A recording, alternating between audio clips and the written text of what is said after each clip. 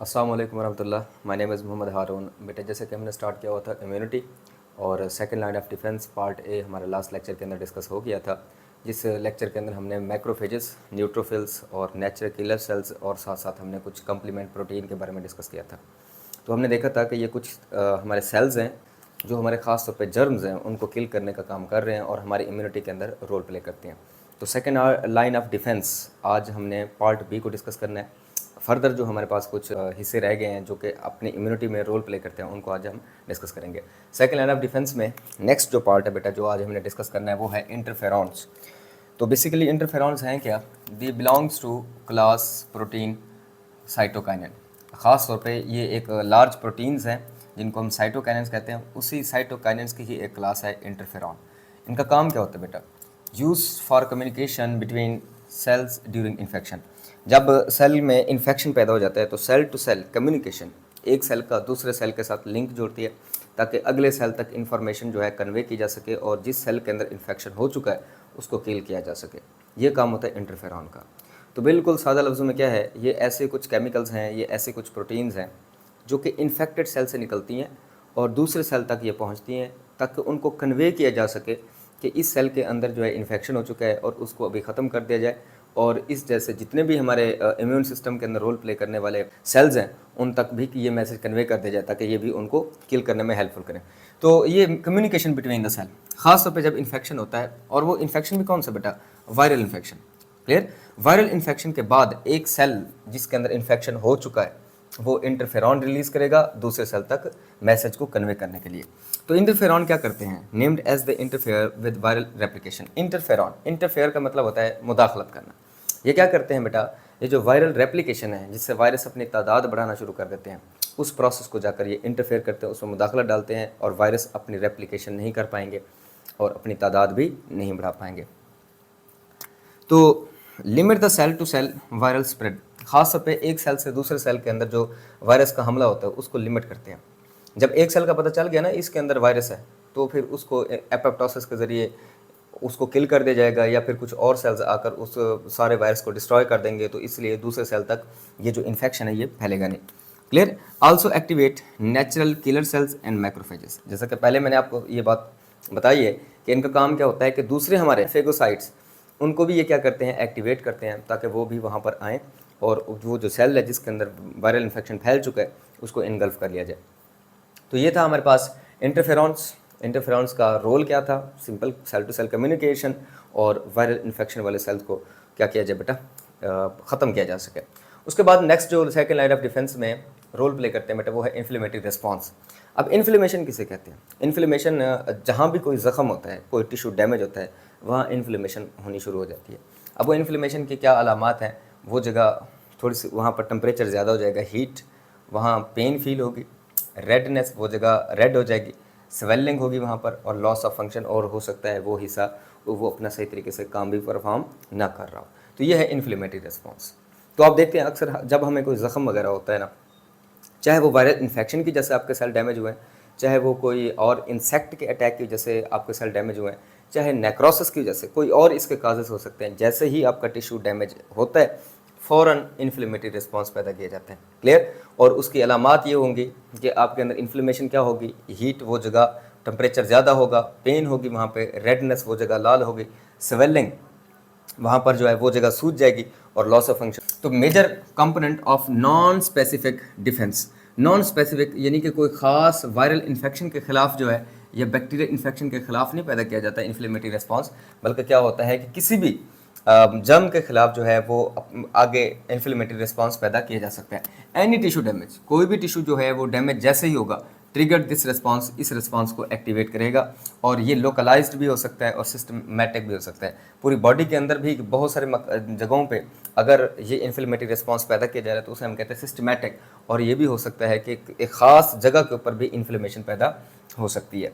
तो मैकेनिज्म क्या होगा? जैसे ही आपका टिश्यू बेटा इंजर्ड होता है, इंजरी के बाद क्या होता है कि आपके जो डैमेज सेल्स हैं वो खास केमिकल रिलीज करते हैं जिनको हम कहते हैं हिस्टामाइन। हिस्टामाइन। अब ये जो हिस्टामाइन रिलीज किया जाएगा ये क्या करेगा? हिस्टामाइन काज वैसोडाइलेशन। ये जिस जगह जख्म हुआ है वहाँ जो ब्लड कैपिलरीज हैं या जो खून की नालियाँ हैं उनको डायलेट कर देता है हिस्टामाइन, यानी उनके डायमीटर को बढ़ा देता है ताकि ब्लड की सप्लाई ज़्यादा से ज़्यादा हो। अब जब वहाँ पर ब्लड पहुँचेगा, ज़ाहिर बात है उसके अंदर वाइट ब्लड सेल्स, और इसके अलावा वहाँ पर प्लाज्मा को भी लीक किया जाएगा ताकि वाइट ब्लड सेल्स वहाँ पर उस इन्फेक्टेड जगह पे पहुँचे, और जो अब टिश्यू डैमेज हो चुका है, बाहर से जर्म्स हैं वो बॉडी में एंटर होने के उनके चांसेस होते हैं ताकि उनको किल किया जा सके। तो सिंपल होगा क्या, इन्फ्लेमेटरी रेस्पॉन्स में जो हिस्सा डैमेज हुआ है वहाँ पर एक केमिकल रिलीज होगा जिसका नाम हिस्टामाइन है। वहाँ ब्लड कैपिलरीज के साइज़ को या जो ब्लड वेसल्स हैं उनके साइज़ को डायलेट कर दिया जाता है, और उस डायलेशन की वजह से ब्लड का फ्लो ज़्यादा से ज़्यादा होगा, वहाँ पर WBCs या वाइट ब्लड सेल्स पहुँचेंगे, और वहाँ पर जितने भी हमारे पास जर्म्स आए हैं उनको क्या कर दिया जाएगा बेटा, किल कर दिया जाएगा। यहाँ ये बात जो कि इंपॉर्टेंट है वो आप लोगों को ये याद रखनी चाहिए कि अब हीट कैसे होती है। जब ब्लड फ्लो ज़्यादा होगा तो ब्लड के अंदर हीट होती है ना, तो वहाँ हीट इसलिए वहाँ ज़्यादा से ज़्यादा टेम्परेचर राइज करना शुरू कर देता है। इसके बाद रेडनेस क्यों होती है, क्योंकि ब्लड का फ्लो ज़्यादा हो रहा होता है। स्वेलिंग क्यों होती है, क्योंकि वहाँ पर जो ब्लड वेसल्स हैं वो क्या कर रही होती है बेटा, वो फूल रही होती है, उनका डायमीटर इंक्रीज़ हो रहा होता है। तो इसलिए हमें ये कुछ हमें सिम्टम्स देखने को मिलती हैं और पेन्स, ताकि आपको फील हो सके कि यहाँ पर डैमेज हुआ है, और उसके बाद आप उसको उसके प्रॉपर केयर कर सकें, उसके लिए कोई मेडिसिन का वगैरह का इस्तेमाल करें। तो ये जो इन्फ्लेमेशन है ये बेसिकली एक गुड रिस्पॉन्स है आपकी बॉडी का, लेकिन अगर ज़्यादा देर रहेगा तो आप उसमें पेन फील हर वक्त करते रहेंगे, तो इसलिए हम जल्दी से उसको रिकवर करने की कोशिश करते हैं बेटा। क्लियर? तो फंक्शन क्या होगा इन्फ्लेमेटरी रिस्पॉन्स का, कि eliminate initial cause of cell injury. जो भी सेल इंजर्ड हुआ है उसका जो भी काज है उसको क्या किया जाएगा बेटा, एलिमिनेट किया जाएगा। Clear out? नेक्रोटिक सेल को क्या किया जाएगा बेटा, ख़त्म किया जाएगा। दैट मीन्स जो सेल वहाँ पर टूट फूट का शिकार हो चुके हैं, ख़राब हो चुके हैं, उनको वहाँ से वॉश आउट करो। क्लियर? और टिश्यू रिपेयरिंग की जाती है। इसके अलावा help to prevent spreading of infection, और इसके अलावा यानी कि इन्फ्लेमेटरी रिस्पॉन्स आपको प्रिवेंट भी करेगा ताकि मज़ीद इन्फ्लेमेशन भी ना हो। तो ये था हमारे पास इन्फ्लेमेटरी रिस्पॉन्स। अब ज़रा हम डायग्राम के ज़रिए इसको समझते हैं।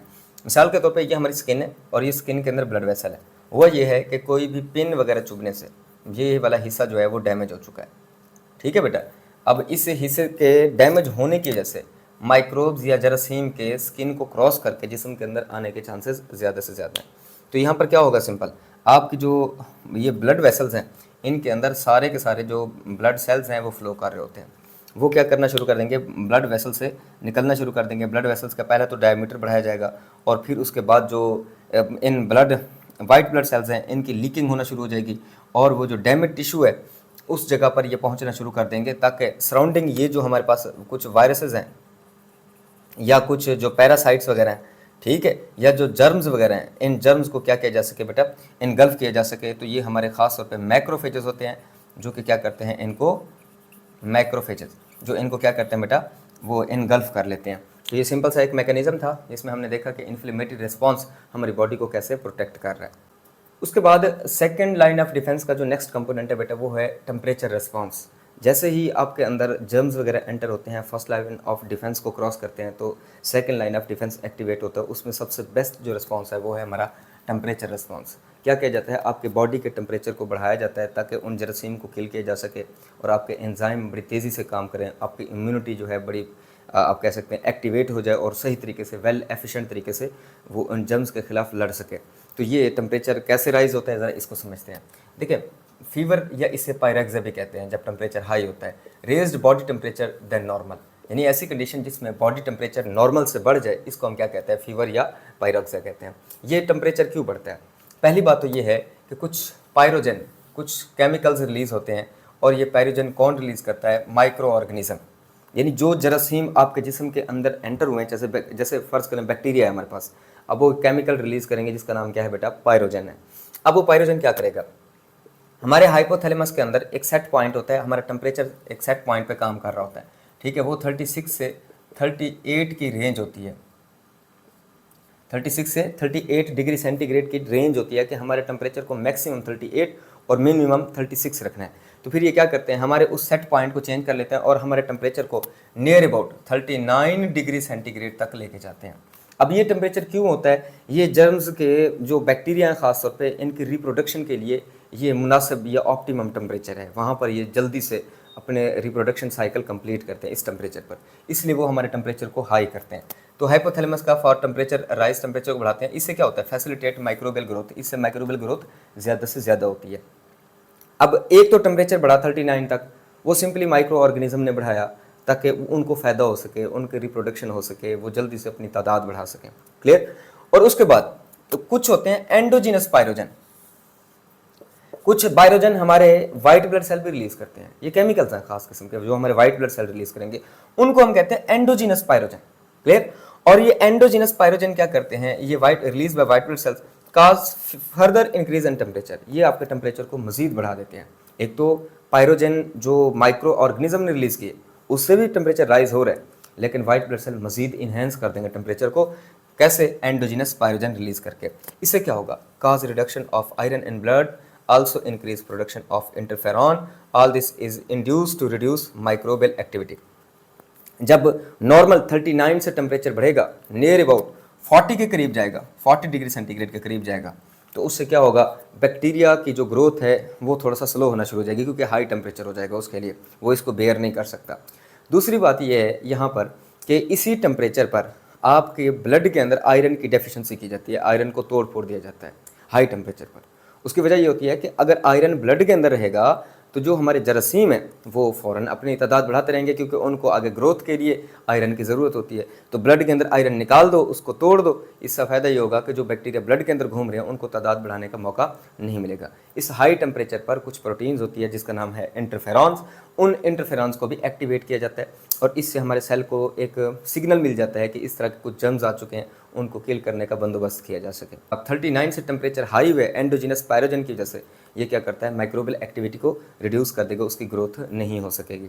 बहरहाल ये गुड रिस्पॉन्स भी है, साथ साथ अगर हम इसे ट्रीट ना करें तो हमारे लिए ये नुकसानदेह भी है, क्योंकि हमारे एंजाइम जो है एक ऑप्टिमम टेम्परेचर पर वर्क करते हैं। तो इस तरह हमारे पास ये जो पायरेक्सिया है या जो फीवर है, ये हमारे अंदर इम्यूनिटी डेवलप करने के लिए, सेकंड लाइन ऑफ डिफेंस में जर्म्स की ग्रोथ को ख़त्म करने के लिए ये हेल्पफुल होते हैं। तो इस टॉपिक के साथ हमारा जो सेकंड लाइन ऑफ डिफेंस है ये कंप्लीट हुआ है। इंशाल्लाह नेक्स्ट लेक्चर के अंदर हम थर्ड लाइन ऑफ डिफेंस को डिस्कस करेंगे। आज के लिए बस इतना ही है, इजाज़त दीजिए, अल्लाह हाफ़िज़।